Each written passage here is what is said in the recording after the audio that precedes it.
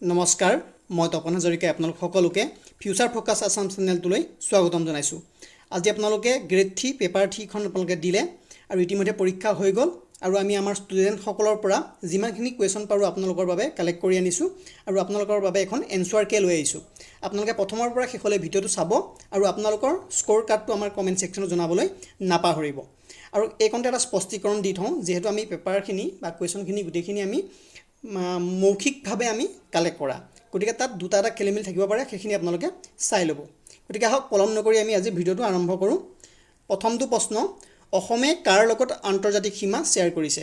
ভূটান আৰু বাংলাদেশ দুখন ৰাষ্ট্ৰৰ লগত অসমে সীমা শ্বেয়াৰ কৰি আছে। নীতি আয়োগৰ অধ্যক্ষ কোন? প্ৰধানমন্ত্ৰী PM।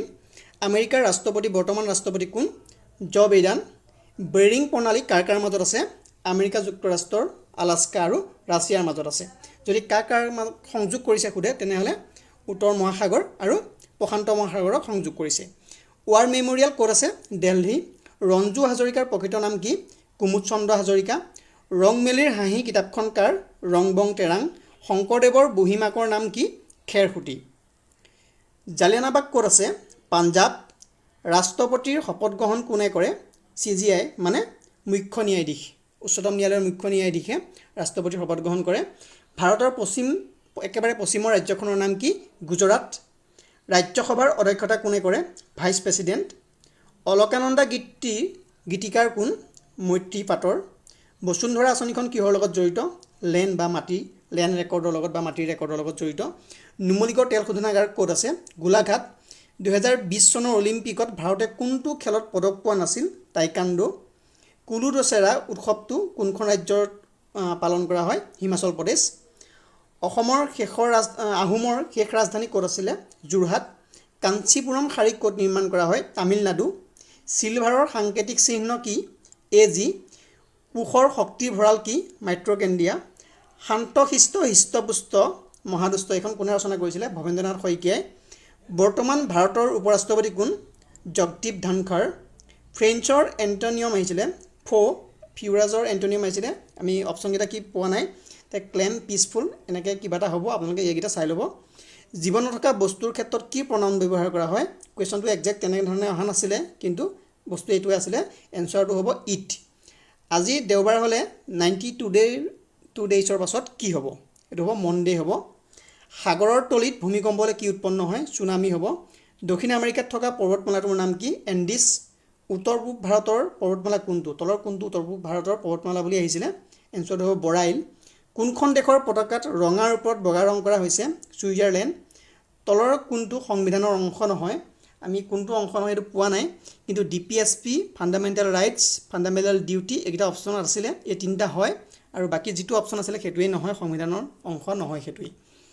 লায়ন অফ মাইচুৰ বুলি কাক কোৱা হয়? টিপু চুলতান। আমেৰিকাৰ আইচলেণ্ড ষ্টেট কোনখন?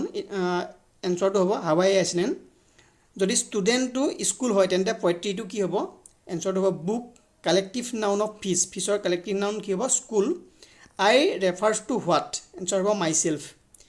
কেট test the table find the preposition? এনচাৰটো হ'ব আণ্ডাৰ। পুৰণি বেদ কি আছিলে? Rig Veda. He went into the room, find the adverb? এনচাৰটো হ'ব ইনটু। 80ৰ পৰা 100ৰ ভিতৰত কিমানটা মৌলিক সংখ্যা আছে? 3টা আছে। টুকলাই চাহ গৱেষণা ক'ত আছে? যোৰহাট। কোনখন মহাদেশৰ মাজেৰে কৰ্কটক্ৰান্তি, মকৰক্ৰান্তি আৰু বিষুৱৰেখা পাৰ হৈ গৈছে? এনচাৰটো হ'ব আফ্ৰিকা। pH যদি 5 হয় তেন্তে দ্ৰব্যটো কি হ'ব? এচিড হ'ব। 7লৈকে এচিড হয়, 7ৰ ওপৰত গ'লে সেইটো কি হ'ব? ক্ষাৰ হ'ব। তলৰ কোনটো ক্লাছ 1 লিভাৰ? এতিয়া আমি ইয়াৰ অপশ্যনকেইটা পোৱা নাই। এতিয়া চিউচৰ, ক্ৰুবাৰ্ছ, হুইল এইকেইটা কিবা এটা হ'ব, যিকেইটা আপোনালোকে অপশ্যনত আছে ইয়াৰ লগত মিলাই চাব। যদি মিলে তেনেহ'লে ইয়াৰে এটা এনচাৰ হ'ব। গ্ৰীণলেণ্ড কোনখন মহাদেশত আছে? এইটো প্ৰশ্ন অকণমান কনফিউজন আছে। যদি কোনখন দেশত আছে বুলি ক'লে, এখন আপোনাৰ ডেনমাৰ্কৰ আণ্ডাৰত আছে গ্ৰীণলেণ্ডখন। কোনখন মহাদেশত আছে বুলি ক'লে, জিঅ'গ্ৰাফিকেলি এখন নৰ্থ আমেৰিকাত আছে, কিন্তু পলিটিকেলি সিহঁত ডেনমাৰ্কৰ আণ্ডাৰত আছে কাৰণে সেইটো ইউৰোপত আছে বুলি ক'ব।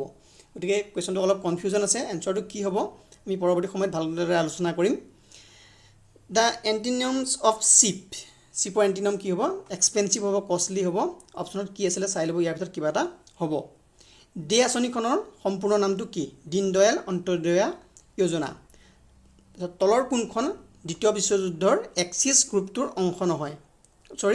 অংশ হয় বুলি আছিলে তো এনচাৰটো হ'ব জাপান জাপান এক্সিছ গ্ৰুপটোৰ অংশ আছিলে দ্য বেটল অফ ৱাটাৰলু লগত কোন জড়িত নেপোলিয়ন বোনাপাৰ্ট তলৰ কোনখন দেশত উপকূলীয় অঞ্চল নাই আফগানিস্তান মানে লেণ্ডলক কাণ্ট্ৰি কোনখন আছিলে আফগানিস্তান অসমৰ নয়নমণি শইকীয়া কিহৰ কোনটো খেলৰ লগত জড়িত লন বল তলৰ কোনটো ছাইট ইণ্ডুছ ভেলী হয় মহেঞ্জোদাৰো চেন্নাইৰ পৰা গুৱাহাটীলৈ আহিলে কোনটো দিশত আহিব লাগিব উত্তৰ পূব চেন্নাইৰ পৰা যদি আমি গুৱাহাটীলৈ আহোঁ তেনেহ'লে উত্তৰ পূবত আহিব আৰু গুৱাহাটীৰ পৰা যদি আমি চেন্নাইলৈ যাওঁ তেনেহ'লে দক্ষিণ পশ্চিমত যাব লাগিব দীপা কৰ্মকাৰ কি খেলৰ লগত জড়িত জিমনাষ্টিক তো হাইফেনৰ চিনটো কেনেকুৱা হয় বুলি আহিছিলে প্ৰশ্ন এটা লুক লাইক এ ডেছ চিনডালৰ নিচিনা হয় Bhairabkunda is the tri junction of কি Bhutan Assam Arunachal Pradesh Angkor Wat temple কমপ্লেক্সত ক'ত আছে এইটো কম্বোডিয়াত আছে দ্য কালেক্টিভ নাউন ফৰ ডগৰ collective noun litter kennel pack কিবা এটা হ'ব